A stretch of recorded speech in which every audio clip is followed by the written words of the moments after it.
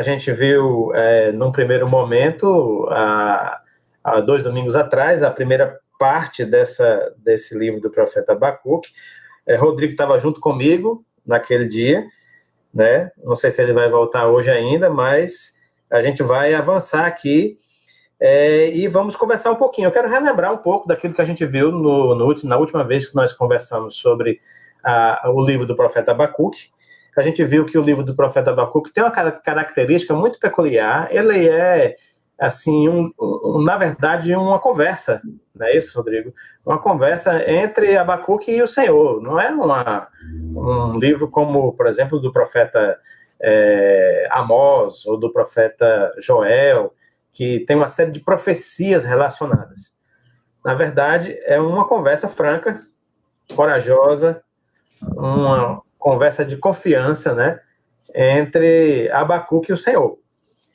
E a gente ficou surpreso ao ver logo no começo, né, Rodrigo, que Abacuque viu uma série de coisas terríveis acontecendo, né? Ele se deparou com maldade, com opressão, destruição, violência, briga, coisas terríveis acontecendo, e a gente viu que em vez de Abacuque correr para longe disso e fugir, ele, na verdade, foi conversar com Deus. Foi conversar com Deus. E a gente aprendeu disso algo muito importante. E quando a coisa complica, quando a coisa está difícil ou não, mas em qualquer circunstância da vida, a primeira decisão, a primeira ação que a gente deve tomar é buscar o Senhor. Né? Procurar o Senhor para conversar com Ele. A gente tem liberdade de fazer isso, né? Esse conversar com o Senhor nos ajuda a alinhar as coisas, né? E a gente viu também que esse conversar com o Senhor não é uma garantia, não é uma apólice de seguro de que vai acontecer tudo sem problema. E, na verdade, Abacuque estava vivendo uma situação muito ruim. Muito ruim. E vale ressaltar isso, né, pastor? Que também a gente é meio que, não sei se meio que levado, né, a conversar com Deus, em agradecer. Senhor, obrigado porque o Senhor fez isso, obrigado porque o Senhor fez aquilo. Mas num relacionamento, a gente sabe que não existe apenas o agradecimento, né? E ainda mais, com Deus, Abacuque foi lá e disse, Senhor, eu não estou entendendo nada disso que está acontecendo. E justamente ele foi para conversar com Deus, né? E aí me chama muito a atenção essa perspectiva de que Abacuque conversou com Deus sobre problemas que estavam acontecendo, coisas que estavam... Não era assim uma fala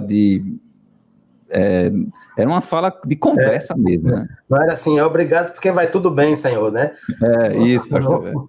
Não foi nada disso. Abacuque chegou lá para dizer assim, eu não estou entendendo, Senhor, por que essa coisa está tão ruim desse jeito, se nós somos teus servos, né? E a gente viu também, domingo anterior, que a resposta de Deus foi bem fora do que se esperava, né? Porque o Senhor responde a Abacuque, nem começou ainda, a coisa vai piorar ainda mais. Você sabe quem são os assírios, né? Então é o seguinte, os babilônios lá, eu vou trazer eles para poder acabar de terminar o serviço, porque não terminou ainda o que eu preciso fazer com o meu povo precisa ser corrigido. E aí, acho que Abacuque meio que fica abalado com aquilo, né? E eu até perguntei, como é que você fica quando Deus traz uma resposta diferente daquela que você espera, né?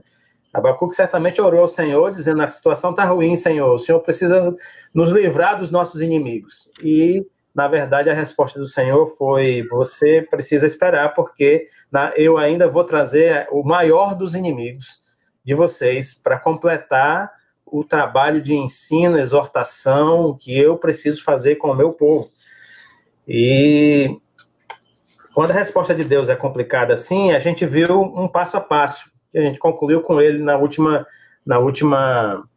domingo, né? O que fazer quando a resposta do Senhor não é aquela que a gente espera? Então a gente viu que a gente deve se voltar para o Senhor, é a primeira coisa, né? A gente deve buscar ou recuperar o nosso entendimento a respeito de Deus, aquilo que nós sabemos a respeito dele. Abacuque lembrou-se que Deus é santo, que Deus é eterno, que Deus é puro, que Deus é rocha, que Deus é justo. e que Deus é misericordioso. E assim ele avivou na mente dele o entendimento que ele tinha a respeito de Deus. E depois Abacuque foi conversar com Deus. E ele foi dizer, olha, Senhor, o Senhor vai ficar indiferente diante disso? O Senhor não vai falar nada? O Senhor vai deixar que esse pessoal, esse povo que não teme a Ti, acabe sendo usado por Ti? E então ele coloca de forma franca diante de Deus. E eu disse que isso é um caminho para a gente aprofundar o diálogo com o Senhor. Né? Não tenha medo, nós não precisamos ter medo de perguntar ao Senhor e dizer, Senhor, eu não estou entendendo nada. Como é que eu te peço isso e acontece aquilo? Como é que eu te peço, eu acho que é para ser nessa direção aqui, e o Senhor não alivia nada, o peso continua o mesmo, fez foi piorar, e essa franqueza, né, aprofunda o relacionamento. É assim também entre nós, seres humanos. Se a gente quer um relacionamento profundo, a gente precisa ser franco. Com Deus também é assim. Se a gente quer aprofundar o relacionamento com Deus, a gente precisa ser franco com Ele. Então precisa aprofundar o relacionamento. E isso exige paciência, exige perseverança e exige muitas vezes silêncio, aguardar, que foi isso que Abacuque disse no final. Eu disse, eu vou ficar aqui, vou para a torre de vigília e vou aguardar o que é que o Senhor tem para nos dizer, né? Então esse caminho, né, de voltar-se para o Senhor, recuperar ou relembrar aquilo que Ele é, quem Ele é, conversar com Ele e aprofundar o diálogo com Ele, é o melhor caminho para aqueles momentos em que as respostas de Deus não são exatamente aquelas que nós estamos aguardando. Pois bem, o profeta disse que ia para a torre de vigília, não foi isso, Rodrigo? Exatamente, pastor. Ele em meio a todo esse diálogo, né? E também, pastor, interessante que, tipo assim, talvez Abacuque podia pensar assim, será que mas com esse cenário todo, será que isso tem um final bom? Isso é uma história boa? Uhum. O que é que o Senhor que é tão bom, está usando pessoas tão malvadas, né, para fazer alguma coisa? Será o que é isso, né? Vai ter algo bom disso aí? Qual é o final dessa história, né? Verdade, verdade. E aí Abacuque foi aguardar o que é que Deus ia responder. E aí tem uma resposta de Deus, na verdade, né? No capítulo 2, a partir do verso 2, o profeta registra o seguinte, ele diz, então o Senhor me disse, escreva a minha resposta em tábuas, para que se possa ler depressa e com clareza. Esta é uma visão do futuro. Descreve o futuro e tudo se cumprirá. Se parecer que demora a vir, espere com paciência, pois certamente acontecerá, não se atrasará. Então, as orientações do Senhor, a introdução da resposta de Deus eu vou falar agora uma série de coisas, escreva, registre, para você não se esquecer, e coloque em letras grandes, para que quem passe correndo até possa ler aquilo que está escrito.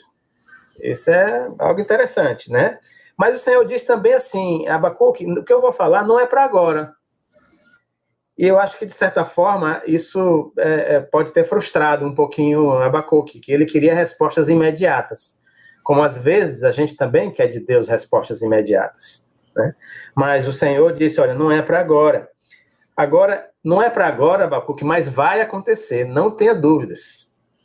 Meus irmãos, isso é muito especial, viu, Rodrigão? Essa coisa de Deus dizer, olha, é certo, o que eu disse vai acontecer.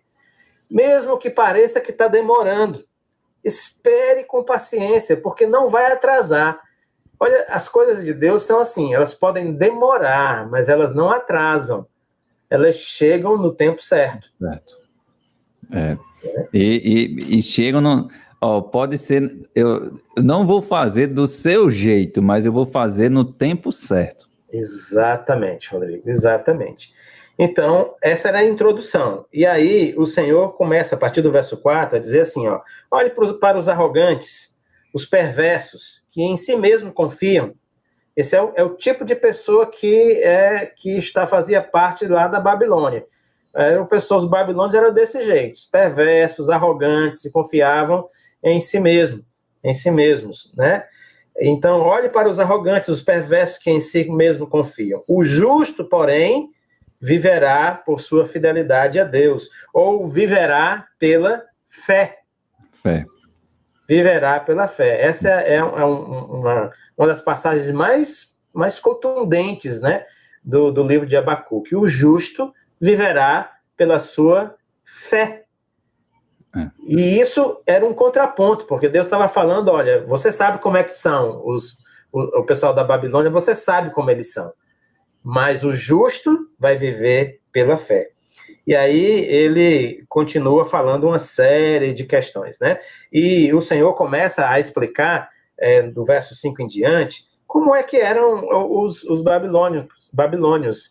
É como se Deus dissesse assim para Abacuque: Abacuque, você acha que eu não sei quem é esse pessoal? Você está meio assim, chateado porque são eles que vão fazer a minha vontade, né?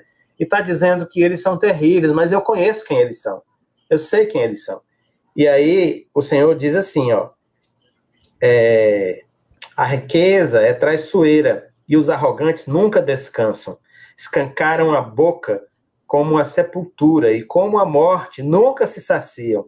Em sua cobiça ajuntaram muitas nações e engoliram muitos povos. Veja só, então o Senhor sabia exatamente o que é que os babilônios estavam fazendo. O Senhor tinha exata noção de quem eles eram, né? Então não era surpresa aquilo que estava acontecendo. O contraponto é que Deus está dizendo, mas o justo, Abacuque, esse vai viver pela confiança em mim. Não vai viver pelos mesmos critérios, pelo mesmo modo, o mesmo entendimento desses outros, não. Há aqui duas categorias bem diferentes. Esse ímpio, que realmente é envaidecido, é arrogante, é voraz, insatisfeito, hiperativo, é esse ímpio que não sossega em busca da sua própria saciedade. Mas o justo, esse vai viver pela fé em Deus, pela confiança em Deus. Pois bem, a partir daí começam o que a gente pode chamar de os 5 ais, ou os 5 lamentos, né, que Abacuque pronuncia, e Deus falando, na verdade, são lamentos de Deus a respeito da própria condição dos babilônios. É como se Deus dissesse assim, eu sei que eles são assim, mas eles vão, ai deles, porque eles são assim, triste deles, que pena, é um lamento que eles sejam desse jeito, porque vão colher os frutos de quem eles são. Então, a partir daí, começa, a partir do verso 6, começa uma série de 5 lamentos, são os ais, eu vou aqui relacioná-los. Jonathan, se a gente puder colocar pela NVI, tá certo? O verso 6 diz assim, ai daquele que amontoa bens roubados e enriquece mediante extorsão. Até quando isso continuará assim? Ai daquele que amontoa bens roubados e enriquece mediante extorsão. Esse é o primeiro ai, o primeiro lamento. No verso 9, nós temos assim, ai daquele que obtém lucros injustos para a sua casa, para pôr seu ninho no alto e escapar das garras do mal. Ai daquele que obtém lucros injustos para a sua casa, para pôr seu ninho no alto e escapar das garras do mal. No verso 12, nós temos o seguinte, ai daquele que edifica uma cidade com sangue e a estabelece com crime. Ai daquele que edifica uma cidade com sangue e a estabelece com crime. Aí vemos o quarto ai, no verso 15, que diz assim, ai daquele que dá bebida ao seu próximo, misturando-a com seu furor, até que ele fique bêbado para lhe contemplar a nudez. E o quinto ai diz assim, ai daquele que diz, verso 19, ai daquele que diz à madeira, desperta, ou à pedra sem vida, acorde. Poderá o ídolo dar orientação? Está coberto de ouro e prata, mas não respira. 5 ais, Rodrigo. Exato. Tão atuais, né, pastor? Muito atuais, né? Muito atuais. Muito atuais, falando de coisas que são muito corriqueiras no nosso dia a dia. Bom, eu acho que a gente poderia dar uma passada por eles, um por um. O que é que você acha? Com certeza, pastor. Pode ser? Pode ser. Pronto. Então, meu irmão, você que está aí junto com a gente, vai acompanhando que a gente vai agora passar um por um, tá certo? Desses 5 A's. E fazer alguns comentários breves e você vai acompanhando aí, tá certo? Se você quiser interagir, você tem aí no Face, né? Você pode, nos comentários, fazer os seus comentários, suas considerações também a respeito desses pontos, tá bom? No YouTube também, pastor. No YouTube também. No YouTube também, né? YouTube também. Aí, Jonatas traz pra gente, né? Pra gente ver. Isso. Muito bem. O primeiro, que começa no verso 6, é um bloco que é do verso 6 até o verso 8, né? Ai dos que amontoam bens roubados e enriquecem mediante extorsão. A maioria dos comentaristas, Rodrigo, diz que o Abacuque está falando principalmente de duas coisas aí. Esses bens roubados, né? E o enriquecimento mediante extorsão, são duas coisas distintas, é porque os babilônios, quando eles iam nas guerras, eles, quando venciam um povo, eles roubavam tudo que tinha de valor daquele povo. Toda a arte, toda a riqueza, todo o ouro, a prata, roubavam tudo. Mas, mais do que isso, eles também escravizavam as pessoas. E a partir desse momento em que eles escravizavam as pessoas, eles faziam duas coisas. Havia a cobrança de impostos exorbitantes, né, que empobrecia o povo, e eles também permitiam ou praticavam a penhora de bens como empréstimo de recurso. Então, quando a pessoa tinha necessidade, então eles emprestavam e pegavam alguma coisa em penhora, em garantia, né? E de maneira que essa penhora, muitas vezes, acabava na escravidão da pessoa por dívida. Então, a pessoa não tinha como pagar a dívida. Hoje, ninguém é preso, ninguém sofre nenhuma demanda pessoal, né, por dívida.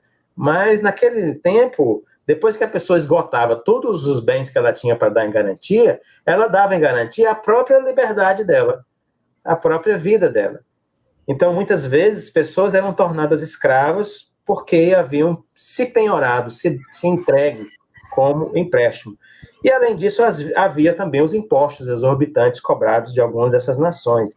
De maneira que os caldeus pilhavam, saqueavam, cobravam impostos pesados e eles exploravam esses povos conquistados.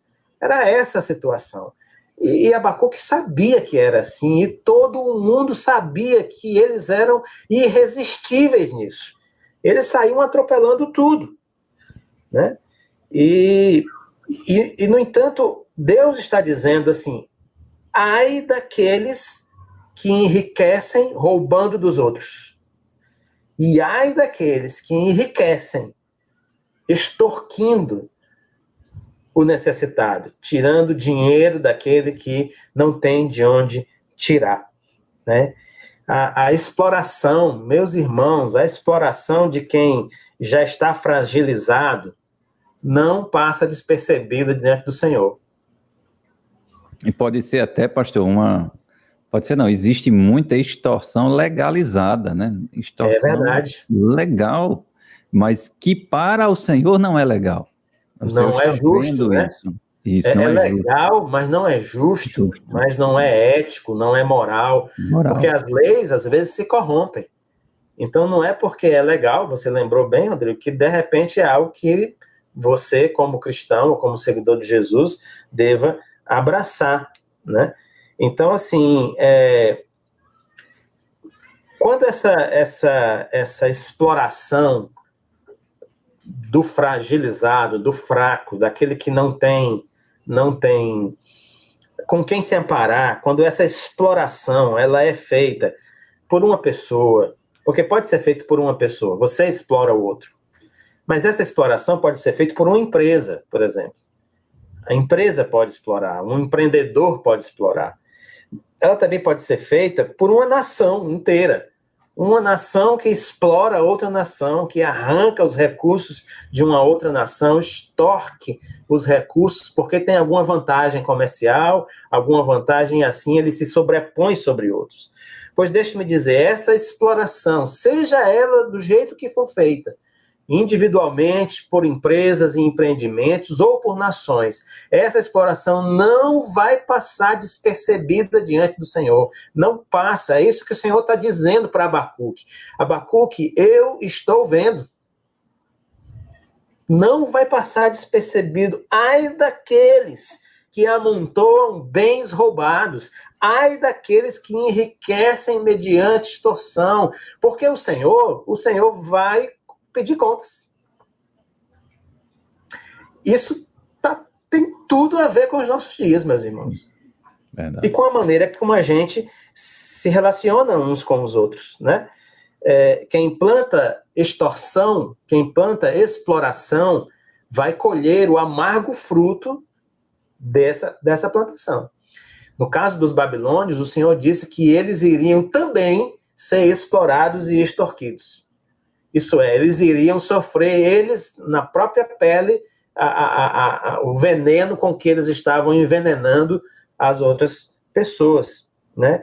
Enriquecer roubando o que não pertence, né? Não pode ter a bênção de Deus. Então, não ache que esse é um caminho.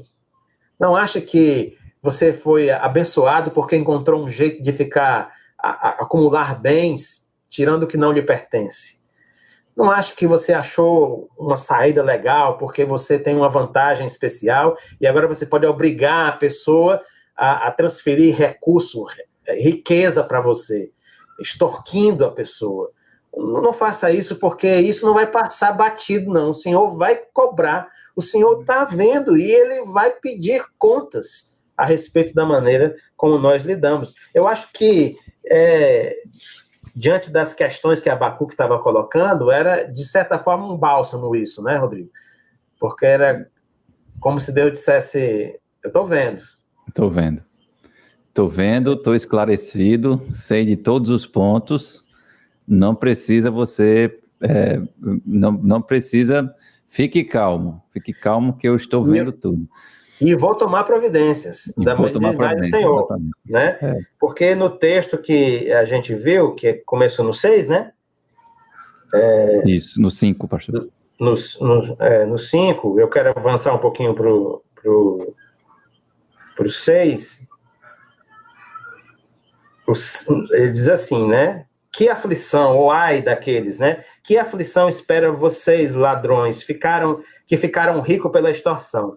Até quando continuarão desse modo? Aí o verso 7 diz assim, ó, de repente seus credores tomarão providências, eles se voltarão contra vocês e levarão tudo o que têm, enquanto vocês olham, trêmulos e indefesos, porque vocês saquearam muitas nações, agora todos os sobreviventes os saquearão, cometeram homicídio nos campos e encheram as cidades de violência.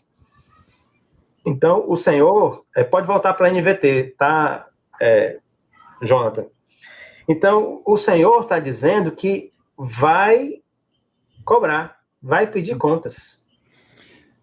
Uma expressão bem atual, pastor, bem da nossa região, vocês vão tomar do próprio veneno, né? É verdade. E aí você diz assim, mas esse não está no esquema do aqui se faz, aqui se paga, né? É quase isso. O que o Senhor está dizendo é que aquilo que a gente planta, a gente acaba colhendo. Então, existe uma relação. Não é nem tudo que se faz aqui se paga aqui, não. Mas algumas coisas, algumas ações que nós tomamos neste mundo, elas acabam sendo sementes lançadas no solo e produzem frutos amargos que são colhidos aqui mesmo. E é isso que o Senhor estava dizendo dos babilônios para Abacuque. Dizendo, Abacuque, eles vão colher da mesma coisa que eles estão plantando. Né? Muito bem, a gente avança para o segundo, ai, que diz assim, ai daqueles que obtêm lucros injustos para a sua casa, né? Para pôr seu ninho no alto e escapar das garras do mal. Ou como diz aqui na NVT, que aflição espera vocês que constroem casas enormes com dinheiro obtido por meio de opressão. Acreditam que a riqueza comprará segurança e manterá sua família afastada do perigo. Bom, o Senhor aqui denuncia um engano da segurança aparente e temporária, né, que o acúmulo de riqueza dá. O acúmulo de riqueza, o acúmulo de bens, dá uma sensação de segurança. E era isso que os babilônios perseguiam. Eles acreditavam que quanto mais recursos e bens, e mais poderosos e ricos eles fossem, mais eles estavam protegidos, mais as famílias deles estavam guardadas, mais eles iam se sair melhor. E aparentemente dá a impressão que é isso mesmo, né? Eles ficam acima da lei, né, pastor? Acima da lei. Acima da lei. É verdade. Acima da lei. Só que não. Então, o Senhor denuncia que esse tipo de segurança, ela é enganosa, ela é aparente. Você tem a impressão de que está seguro por causa dos bens e da riqueza que você acumula, mas, na verdade, essa segurança, ela é temerária, ela se vai com muita facilidade, né? De certa forma, a gente tem visto isso acontecer com essa pandemia, né? Com pessoas com muito recurso, pessoas poderosas, com muito dinheiro, e que mesmo todo o seu dinheiro, todos os seus recursos, infelizmente, não foi capaz de poupar a vida deles. Então, assim, recursos e bens amealhados não são segurança suficiente para a vida, não. E o Senhor aqui está denunciando, olha, ele está dizendo, ai de vocês. Agora, veja só que o Senhor está dizendo que essa riqueza acumulada é uma riqueza que foi acumulada com lucros injustos. Um dinheiro obtido por meio da opressão. Então, é um extra, né? Então, veja só, se você enriquece com trabalho honesto, você tem que saber que essa riqueza não é suficiente para lhe dar segurança. Mas se você enriquece com trabalho desonesto, se você enriquece oprimindo, extorquindo, se você enriquece obtendo lucros injustos, o Senhor está dizendo que lamenta por você, porque você vai sofrer as consequências dessas sementes que você está plantando. Então, esse é um outro desafio, uma palavra muito forte, muito dura, muito contundente, né? E é como se Deus dissesse a Abacuque, eu sei que eles fazem assim. Eu sei que eles são assim, né? A riqueza oriunda da corrupção, a gente vai ver na sequência do texto, né? No verso 10, diz assim, lê o 10 e o 11 para a gente, Rodrigo. Mas, com os homicídios que cometeram, envergonharam seu nome e condenaram a própria vida. As pedras das paredes clamam contra vocês, e as vigas dos telhados também se queixam. Aí é preciso a gente entender exatamente, né? O que o Senhor está falando aí através de Abacuque. Primeiro, dizendo o seguinte, que a riqueza que vem da corrupção, ela pode parecer sucesso, mas no final ela produz a vergonha. Ela envergonha. E sabe por que ela envergonha, gente? Porque todo mundo sabe quando o sujeito enriquece desonestamente. Então, essa riqueza, ela envergonha. A pessoa olha e diz assim, fulano enriqueceu, mas todo mundo sabe como é que foi. Então, em vez de trazer honra, de trazer respeito para a pessoa, traz vergonha para ela. Então, os babilônios, todo mundo sabia por que aquele império era tão poderoso. Ele era tão poderoso porque ele tinha expropriado, roubado, massacrado, destruído. Ele tinha feito as maiores atrocidades possíveis e se apossado da riqueza produzida por outros. Então, essa riqueza do Império Babilônio, ela era vergonhosa. Ela não era boa, justa, honesta. Ela não era para se trazer louvor. Ninguém louvava eles por isso. Lamentava-se por causa da forma como eles haviam acumulado os seus recursos, né? E Abacuque usa uma linguagem poética. Não sei se você prestou atenção, Rodrigo, porque ele diz assim, ó, no verso 11, as pedras das paredes clamam contra vocês, e as vigas dos telhados também se queixam. Ora, como é que é isso? A pedra não clama, né? E telhado também não se queixa, não. Mas Abacuque está usando uma linguagem poética. É importante, quando a gente lê as escrituras, saber quando uma linguagem poética está sendo usada. O que Abacuque está dizendo é, olha, se as pedras, a gente não diz assim, rapaz, se essas paredes falassem, né? Pois Abacuque está dizendo assim, se as pedras dos palácios de vocês falassem, elas iam dizer como foi que elas chegaram aqui e a que preço vocês conseguiram elas. Se as vigas dos telhados dos templos e dos palácios de vocês falassem, elas iam denunciar vocês, iam dizer que elas chegaram aqui a preço de sangue. Porque vocês massacraram, mataram e destruíram povos para colocar essas pedras aqui e essas vigas ali.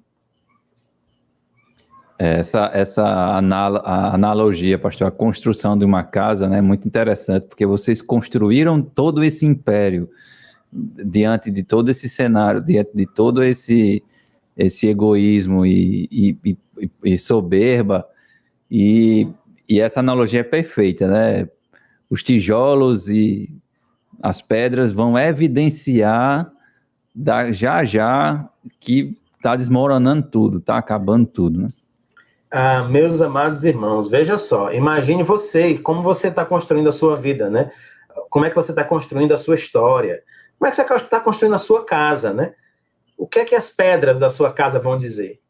O que é que as vigas da sua casa vão dizer? Como é que elas foram conquistadas? Como é que elas chegaram até lá? Como foi que você fez a sua vida?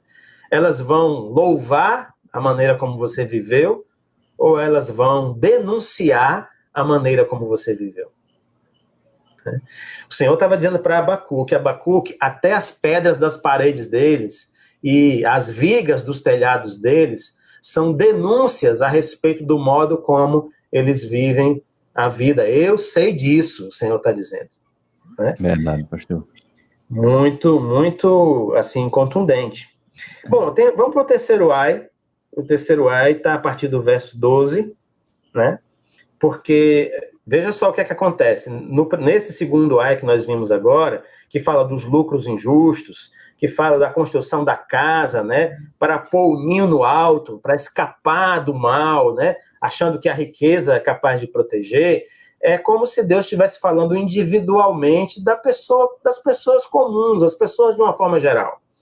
Mas agora, nesse terceiro ai, é um pouquinho diferente, porque o Senhor diz assim, ó, ai daquele que edifica uma cidade com sangue e a estabelece com crime. Ai daquele que edifica uma cidade com sangue e a estabelece com crime. Na NVT, diz assim, que aflição espera vocês que constroem cidades com dinheiro obtido por meio de homicídio e corrupção. Meus irmãos, não podia ser mais assim, do dia, mais notícia do dia do que isso, né? É o que está acontecendo em muitas das nossas cidades, em muitos países, em muitos lugares. A cidade sendo edificada ou sendo construída com sangue e com crime. Então, veja só, agora o Senhor fala da construção da cidade, não é mais da casa. E interessante, pastor, que assim, vem há anos, né, acontecendo atualmente.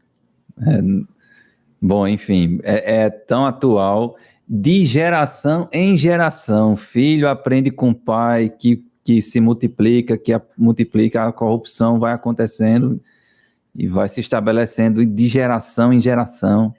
É verdade, Rodrigo, é verdade. Veja que Abacuque agora está falando com as pessoas que têm poder na mão. Porque são as pessoas que constroem a cidade. Nem todo mundo tem poder para construir a cidade. Não sei se vocês percebem isso. Alguns de nós não construímos a cidade, no sentido de que nós não temos poder nem recurso para fazer diferença na direção que uma cidade toma. Mas algumas pessoas têm nas mãos poder de forjar a cidade. Isso é, de dar o tom da cidade, de dizer o que é que se vive, o que se valoriza, como é que se estabelece na cidade. Essas pessoas são aquelas que têm poder político e poder econômico. Então o Senhor agora está falando para Abacuque que as pessoas lá da Babilônia, né, que têm poder político e econômico, elas decidiram edificar o reino delas com base no sangue dos outros, com base em homicídios, com base em corrupção, desvalorizando a vida humana e de forma corrupta. E isso é algo muito importante, porque é como se as decisões dessas pessoas estivessem baseadas em duas vertentes, assim, na violência, né, porque a vida humana é banalizada e o homicídio se torna algo comum, e na corrupção. E eu queria aqui só lembrar algumas coisas. Por exemplo, o que é que está ligado à violência nos nossos dias? Por exemplo, em algumas cidades estão estabelecidas milícias que são governos paralelos, que exercem pressão sobre as pessoas, que massacram as pessoas, que obrigam as pessoas a comprarem os seus serviços, aquilo que elas produzem. Isso é um poder paralelo que toma conta com violência das pessoas. De maneira que se o comerciante não paga o que tem que pagar, ele é agredido. Então isso é violência, é construir a cidade com violência. O tráfico de armas, ele trabalha com violência. Ele põe na mão das pessoas a arma capaz de matar e de tirar a vida dos outros, né? Uma cidade onde espancamentos se tornam comuns, onde crianças são espancadas, onde mulheres são espancadas, onde quem não concorda comigo é espancado, isso é construir uma cidade pautada na violência. Os assassinatos se tornando uma banalidade. O sujeito bate num carro do outro, no sinal de trânsito, puxa uma arma e atira e mata o sujeito porque bateu no carro dele. O assassinato como se fosse uma coisa normal e comum. Então, esses são elementos violentos, de violência. E quando a cidade é construída com base em violência, o Senhor não deixa passar isso. O Senhor vai pedir contas da violência. E aqueles que têm poder econômico e político têm o poder, a possibilidade e a responsabilidade de moldar a cidade para a paz e não para a violência. Nós vamos fazer isso individualmente, conforme aquilo que a gente já viu no AIA anterior. Mas agora o Senhor fala daqueles que edificam a cidade. Então, se você tem responsabilidade e poder sobre as pessoas, o Senhor está dizendo, eu estou atento àqueles que constroem a cidade com base na violência e com base no crime. E isso não vai ficar dessa maneira, diz o Senhor. Essa questão da responsabilidade, pastor, é algo muito sério, né? Até mesmo pela palavra responsabilidade, né? Que ela vem de responder, você responde por algo, né? Eu sou responsável pelo meu filho, eu respondo por ele, né? E enquanto governante, enquanto assim, pessoa que gere, que tem um poder, uma influência, como o senhor fala, sobre a cidade, ela responde por aquilo, né? Então, é algo muito sério, muito sério. O Senhor vai pedir contas. A outra perna, né, desse alerta, desse ar, é a corrupção. Então, o Senhor está dizendo, olha, que aflição espera vocês que constroem cidades com dinheiro obtido por meio de homicídio e corrupção. Né? E a gente tem muitos sinais de corrupção na nossa sociedade. O nosso país, infelizmente, é um país conhecido, e nós sabemos disso, pela corrupção. Então, superfaturamento em compras públicas e privadas é corrupção. Né? Os funcionários fantasmas, funcionários públicos fantasmas, que só assinam ponto e nunca vão lá, mas recebem o dinheiro no final do mês, isso é corrupção. Né? Os contratos fictícios que são feitos para poder pagar propina para diversas pessoas por causa de interesses políticos e econômicos, isso é corrupção, né? As mercadorias vendidas como de baixa qualidade, mas vendidas por preços absurdos, né? Bens que deveriam servir à população, medicamento, alimento, lanche para as crianças, tudo que deveria ser de qualidade é vendido a preço, comprado a preço de qualidade, pago a preço de qualidade, mas o que chega é de péssima qualidade. Isso é corrupção. A cidade construída com base na corrupção vai prestar contas ao Senhor. E aqueles que têm autoridade e poder de construir, de moldar a cidade, esses vão prestar conta ainda mais por causa da responsabilidade que têm. Amém. Né? O Senhor estava dizendo, na verdade, para Abacuque, eu sei que eles são assim, mas essa forma deles de construírem as cidades com violência e com corrupção, isso não vai ficar impune. Eu vou agir em relação a isso, né? As riquezas obtidas com violência, elas não vão, e corrupção, elas não vão permanecer para sempre. Não, o Senhor vai pedir contas. O Senhor vai interromper isso. E pode ser, como ele disse para Abacuque, que não seja agora, não seja no momento, não seja imediatamente como nós queremos, mas toda a verdade, toda a corrupção, toda a desvalorização da vida, meus irmãos, vai ser colocada diante dos nossos olhos. O Senhor vai colocar tudo em pratos limpos e pedir conta de todos que têm responsabilidade. Amém. Como Deus é vivo, né, pastor? Deus está vendo, Deus é vivo. E nada dos olhos dele aos olhos dele pode se passar em branco, né? Como Deus, ele diz isso a Abacuque e descreve tão preciosamente, tão detalhadamente, né? Verdade, Rodrigo. Eu, ainda nesse bloco, eu quero só fechar com o verso 14. Deixa eu ver se é o 14 mesmo, peraí.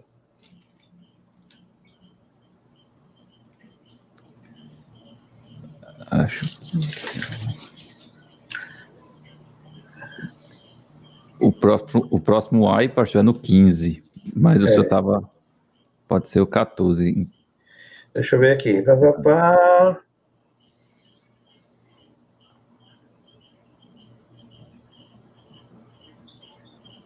É o 14 só para fechar, porque isso é importante. Ele diz assim, ó: pois assim como as águas enchem o mar, a terra se encherá do conhecimento da glória do Senhor. Esse texto é muito conhecido. E ele se fala normalmente para dizer que o evangelho vai ser pregado em todo canto, né? Mas aqui, na verdade, o Senhor está dizendo assim, olha, essa estrutura de poder que está aí, que se sustenta e que promove a corrupção e que promove a violência, ela terá o seu fim. A violência, a corrupção, né, que enchem a terra hoje, elas vão ceder lugar ao conhecimento de Deus. Então, é isso que o profeta está dizendo. O profeta está dizendo, eu sei que hoje a terra está cheia de violência, que a terra está cheia de corrupção, mas ela terá um fim, e um dia essa terra será cheia do conhecimento de Deus. Isso é, essa terra vai apreciar a glória do Senhor. Quer dizer que a presença majestosa de Deus vai entrar e vai preencher esse mundo quando esse modo de vida corrupto e violento tiver o seu fim. Meus amados irmãos, essa é uma promessa. Amém. É uma promessa do Senhor. A violência e a corrupção que campeiam soltas, um dia terão o seu fim. E quando elas tiverem o seu fim, a glória e a presença do Senhor encherá a terra como um todo. É o Senhor quem prometeu e é Ele quem vai cumprir. Amém. Deus é bom. Quarto ai, né? A partir do verso 15, diz assim: ai daquele que dá bebida ao seu próximo, misturando-a com seu furor, até que ele fique bêbado, para lhe contemplar a nudez. Aqui, deixa eu dizer uma coisa para vocês, viu, Rodrigo? Esse parece estranho, né, esse texto, Mas a verdade é que Abacuque está falando de um momento, de um período do reinado babilônico que era muito, muito, muito difícil para a gente ver hoje em dia, né? As vitórias do exército babilônio, elas eram seguidas de grandes celebrações. Então, toda vez que eles ganhavam uma guerra e conquistavam uma cidade, haviam festas imensas. E essas grandes festas, essas marchas triunfais, eles voltavam em marchas triunfais, com muitos cânticos e com uma bebedeira sem fim. Então, eles voltavam celebrando, e a celebração era todo mundo encher a cara. Eram orgias e bebedeiras, assim, descomunais, sem freio, sem nenhuma restrição. Ao ponto de que eles traziam os derrotados, alguns dos derrotados cativos, e eles embriagavam esses derrotados e tiravam suas roupas e humilhavam eles em praça pública. Traziam, sobretudo, os reis, aqueles que tinham autoridade dos povos que haviam sido vencidos. E os reis e as autoridades dos povos vencidos, então, eram embriagados e humilhados, expostos na sua nudez, e ali eles se vangloriavam do poder que tinham, humilhando essas pessoas. Então, o que o Senhor está dizendo aqui, agora, você sabendo essa informação, ai daquele que dá bebida ao seu próximo, até que fique bêbado para lhe contemplar a nudez. O que o Senhor está dizendo eu sei que eles são tão maus, que eles humilham as pessoas. Eles não têm nenhum tipo de protocolo em humilhar, em expor o próximo, até que eles se sintam degradados moralmente. Eles violentam, eles massacram e humilham as pessoas. Mas aqueles que humilham as pessoas, o Senhor está dizendo, vão sentir a minha mão. Olhe, meus amados irmãos, meus amigos, você que está me ouvindo, você precisa resistir à tentação de humilhar alguém. Sabe por quê? Porque o Senhor é o defensor daqueles que são humilhados. Amém. O Senhor toma partido daqueles que são humilhados, daqueles que são expostos, daqueles que são envergonhados. O Senhor está do lado deles. Amém. Não está do lado daqueles que massacram. O Senhor não está do lado daqueles que humilham. O Senhor não está do lado daqueles que fazem pouco caso. Mas o Senhor está do lado daqueles que são zombados, daqueles que são colocados em situação de completa humilhação. E o Senhor não vai deixar passar isso. Há uma coisa que eu quero que você entenda. Veja só, Rodrigo, por que que o Senhor se preocupa tanto com alguém que é humilhado? Por que... Mas se a pessoa... será que Deus está tão interessado assim em alguém que é humilhado? Está. E sabe por que ele está? Porque toda pessoa, todo ser humano foi criado à imagem e semelhança dele. Porque há uma dignidade ligada à pessoa humana, independente de quem ela é, do que ela fez, do que ela causou. Essa dignidade humana é a que o Senhor protege. Amém. Ninguém é digno de ser humilhado, ninguém. Por quê? Porque os seres humanos foram criados à imagem e semelhança de Deus. A dignidade do ser humano tem que ser respeitada em qualquer situação. Em qualquer situação. Então, veja só, meu irmão, meu amigo, você que está ouvindo, quem se alegra diminuindo a pessoa, e eu quero trazer isso para um cenário muito conhecido nosso, que são as redes sociais, né? As redes sociais se tornaram palco de humilhação e de vergonha. A pessoa se sente vitoriosa quando humilha a outra. Né? São as famosas lacrações, né? Aí, não, fulano, rapaz, arrasou. Parece que a gente gosta de ver isso. E a gente gosta de fazer isso.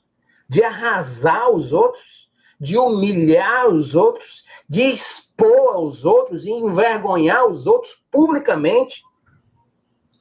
Porque quem faz isso na rede social está fazendo isso numa praça pública, mas numa pracinha de 50 pessoas, não. É na praça do mundo. Do mundo. E quem se alegra diminuindo e envergonhando as outras pessoas, inclusive nas redes sociais, Rodrigo, vai se encontrar com um Deus vingador. Ah, você não sabia que Deus vinga? Não, pois Deus vinga. O Senhor disse, minha é a vingança, diz o Senhor. Nós não somos, nem temos nenhuma autoridade para vingar nada, mas o Senhor tem poder, autoridade e Ele pode fazer. E Ele vai fazer. Então, aqueles que humilham vão prestar contas diante do Senhor. O Senhor é aquele que guarda e protege os humilhados. E nenhuma humilhação, nenhum pouco caso, nenhuma palavra grosseira, nenhuma exposição que você faça publicamente, envergonhando alguém, passa despercebida diante do Senhor. Então nós precisamos olhar para isso, porque isso é importante para a nossa convivência uns com os outros e para a nossa resposta diante do nosso Deus, daquele a quem nós servimos, né? Mas o que Deus estava dizendo através de Abacuque, para Abacuque, né? Dizendo aqui, Abacuque, eu sei que eles são assim, eu sei que eles humilham, eu sei que eles levam os reis presos, embebedam e deixam os caras nus na frente de todo mundo e massacram eles. Eu sei que eles não são assim, mas Abacuque, eu vou pedir contas. Isso não vai ficar assim, não. Eu vou pedir contas. Agora, o verso 17 desse trecho que nós estamos lendo, Rodrigo, lê para mim, Rodrigo, o verso 17. A violência que você cometeu contra o Líbano o alcançará, e você ficará apavorado com a matança que você fez de animais. Pois você derramou muito sangue e cometeu violência contra terras, cidades e seus habitantes. Volta um pouquinho, Jonathan, para a parte anterior e coloca na NVT, para você poder ver o que são essa violência contra o Líbano. Porque lá na NVI diz só a violência contra o Líbano, mas a violência contra o Líbano foi a derrubada das florestas do Líbano. E mais, a morte e a destruição dos animais da floresta. Então, deixa-me dizer uma coisa, Deus não aceita nem que a gente humilhe e distrate, e nem que a gente tire a sua criação do propósito para o qual ele deu.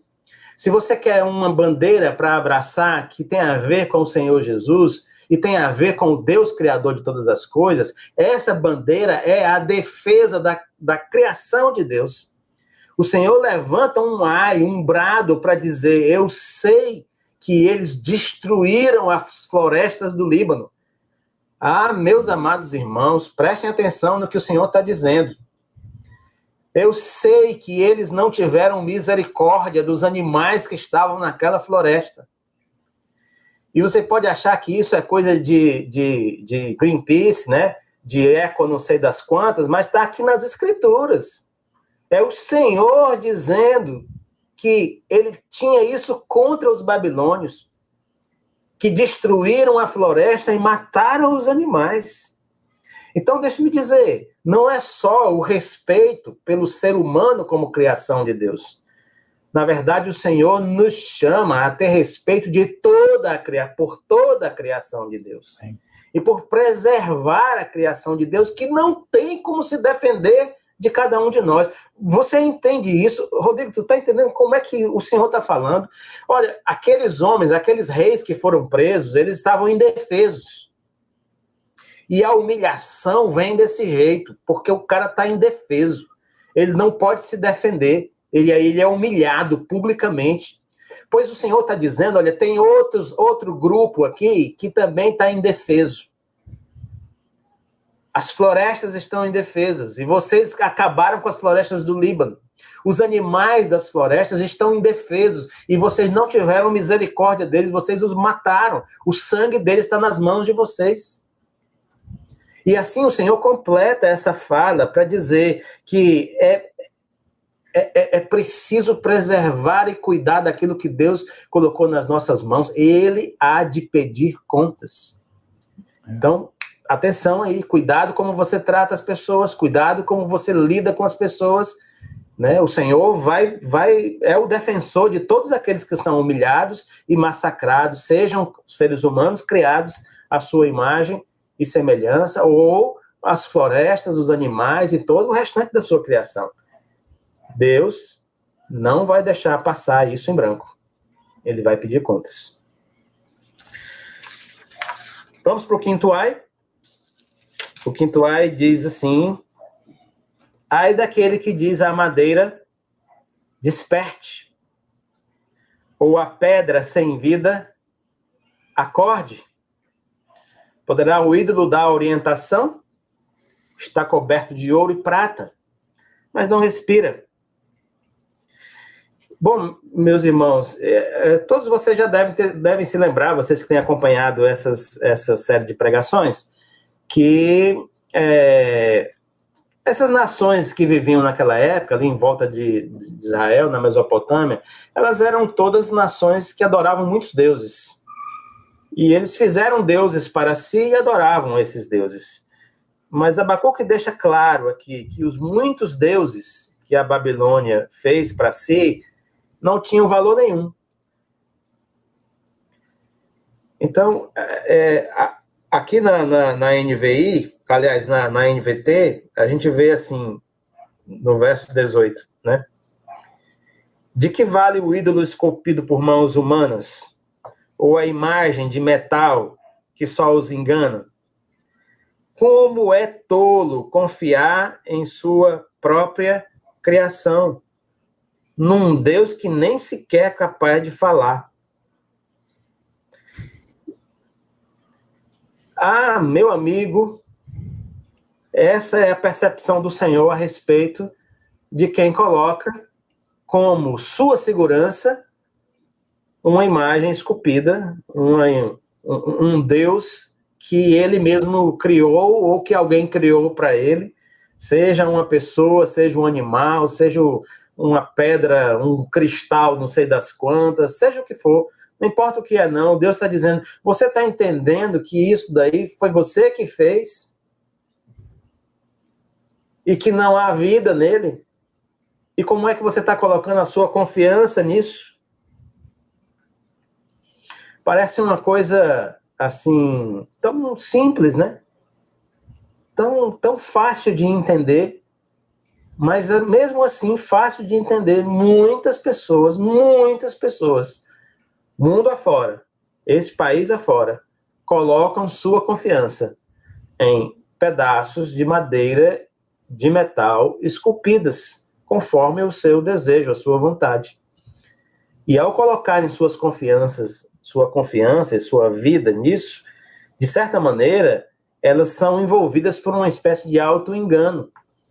É isso que o Senhor está falando para Abacuque. Está dizendo, Abacuque, eu sei que o pessoal da Babilônia está se enganando a si mesmo com esses ídolos que eles fizeram para eles mesmos. E eles fizeram e eles confiam nisso. Eu sei disso. E aí o Senhor está dizendo, não há vida naquilo, não tem vida, não tem sopro nessas imagens esculpidas de madeira, de prata, de ouro. Deles não vem nenhuma orientação para a vida, eles não podem dizer nada, não podem fazer nada. E confiar neles é, de certa forma, confiar em si mesmo. E o Senhor está dizendo, eu sei que eles são assim, eu sei que eles confiam na obra feita pelo artífice, uma obra que não tem nada a dizer para eles. E aí, meus irmãos, esse lamento de Deus, né, é tremendo, porque o Senhor se compadece daqueles que pensam e agem dessa forma. E diz, ai daqueles, que lamento, que sofrimento, que dor, que aflição esperam aqueles que põem sua confiança nos ídolos que fizeram para si mesmos. O restante do texto, o profeta Abacuque faz um contraponto, porque ele diz assim, que os ídolos não têm o que falar, né? Esses ídolos são mudos, eles não têm o que dizer. Mas aí, né, isso é o final do verso 19, acaso um ídolo pode lhes dizer o que fazer? Apesar de serem revestidos de ouro e prata, não há vida dentro deles. Aí o verso 20 é o contraponto, porque se os ídolos não têm o que dizer, quando nós chegamos na presença do Senhor, nós devemos ficar calados, porque Ele tem o que dizer. O nosso Deus é aquele que tem o que dizer e tem o que falar para mim, para você, sobre a nossa vida, sobre a maneira como nós nos relacionamos. O nosso Deus tem algo a falar e diante dele, na presença dele, nós devemos sim ouvir. Esse é um outro texto muito conhecido, muito usado, né? O Senhor está no seu santo templo, toda a terra cala-se diante dele. E às vezes é usado até para pedir silêncio na igreja, mas não tem nada a ver com silêncio na igreja, não.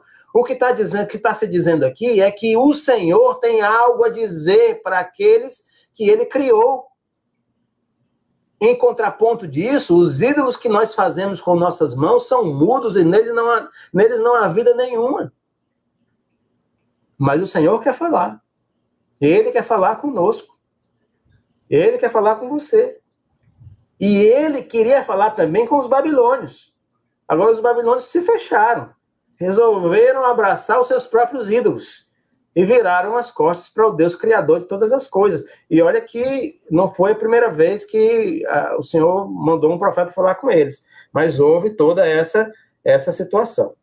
Pois bem, esses são os 5 ais, né?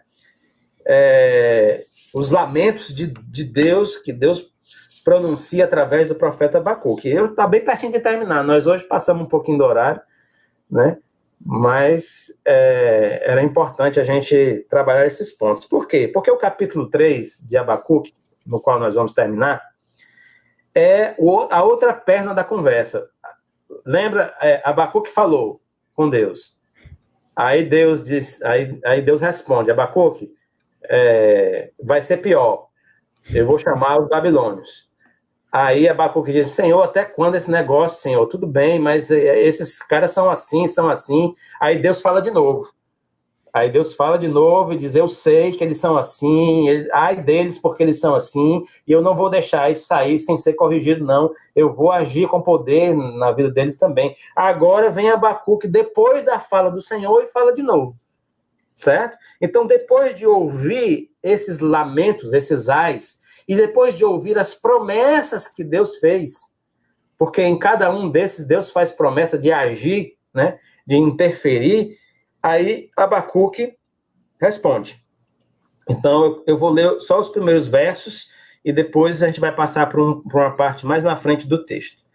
Então, capítulo 3, verso 1, diz assim, ó, o profeta Abacuque entoou esta oração. Ouvi a teu respeito, Senhor. Estou maravilhado com tuas obras. Neste momento de tanta necessidade, ajuda-nos outra vez, como fizeste no passado, e em tua ira, lembra-te de tua misericórdia.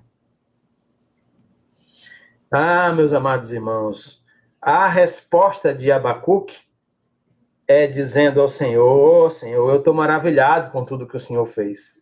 Eu estou maravilhado com tudo que eu ouvi de ti agora. É impressionante isso, Senhor. Senhor, lembra-te de nós como o Senhor lembrou no passado, dos nossos antepassados também. Senhor, volta a fazer aquilo que o Senhor fez no passado.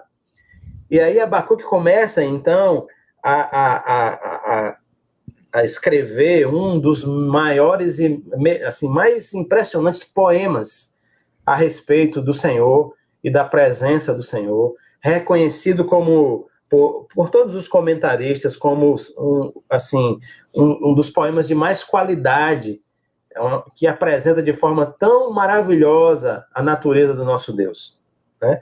Então, esse texto vai se desenrolando do verso 3 até o verso 15.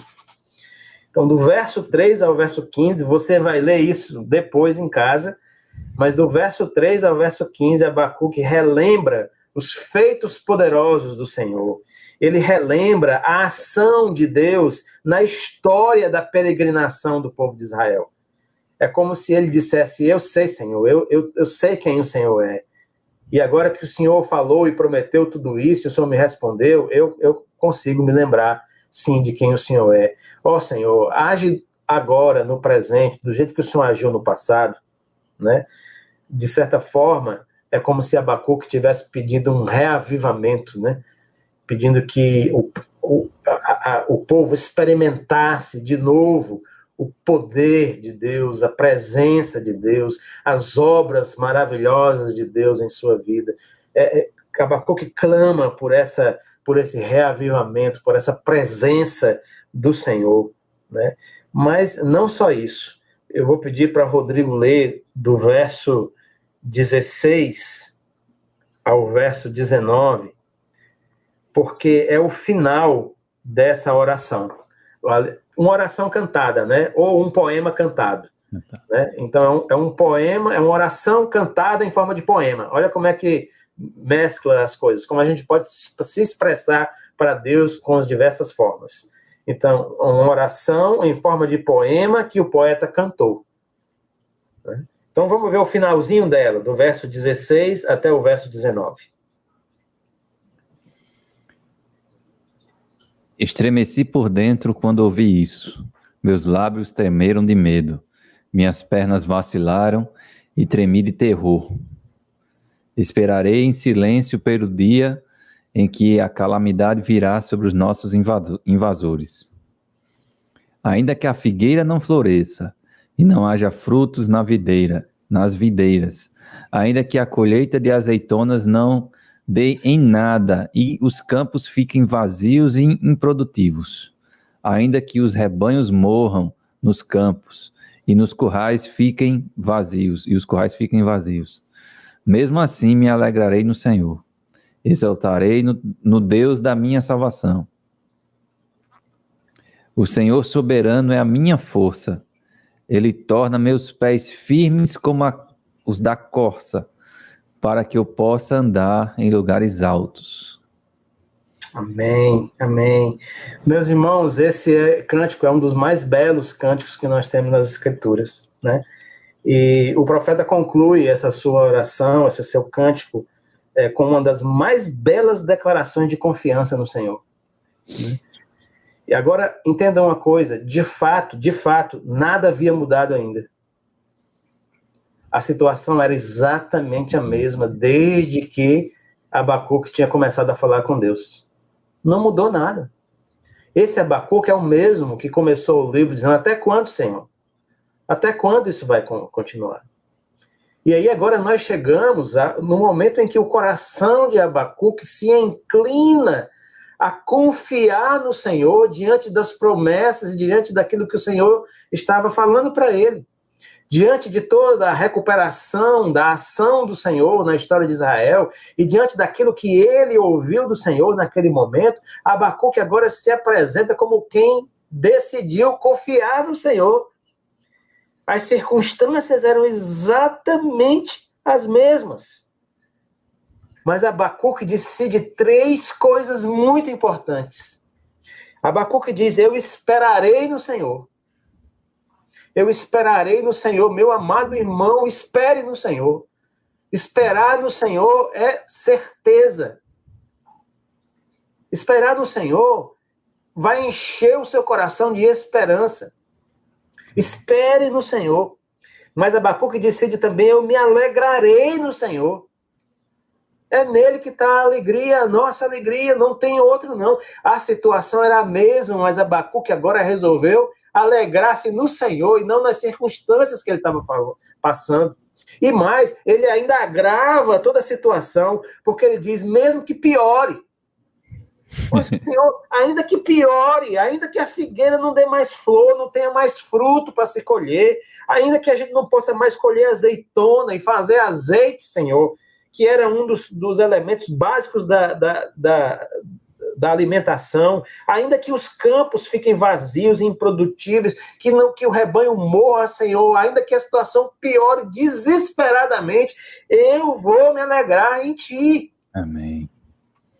E aí, ele diz assim, a terceira decisão é, eu exultarei no Senhor, eu vou cantar, eu vou dizer coisas tremendas, eu vou exultar e me alegrar profundamente no Senhor. 3 decisões que Abacuque resolveu tomar. Esperar no Senhor, não esperar nos reis de Israel, não esperar na elite política de Israel, não esperar nos sacerdotes de Israel, mas esperar no Senhor, alegrar-se no Senhor e exultar no Senhor. E aí ele conclui dizendo que o Senhor é a minha força, é a minha salvação. E ele diz, ele fortalece meus pés para que eu possa trilhar os caminhos difíceis, os lugares altos. Porque para andar pelos lugares altos e difíceis, pela escarpa, pela beirada da montanha, precisa ter os pés firmes. Para andar por meio de situações terríveis e complicadas e difíceis, como essas que nós estamos vivendo agora, é preciso que os pés estejam firmes. E o Senhor nos dá pés firmes para viver e andar por esses dias. Se nós esperarmos nele, se nós nos alegrarmos nele, se nós exultarmos naquilo que ele promete e fará em nossas vidas. O Senhor nos abençoe, meus irmãos. O Senhor possa nos ajudar a perceber com clareza que ele está atento ao que acontece neste mundo, nesta vida, em nosso país, em nossas cidades, e que o Senhor há de agir poderosamente para que a terra fique cheia da glória dele e da presença dele, assim como as águas são cheias do mar.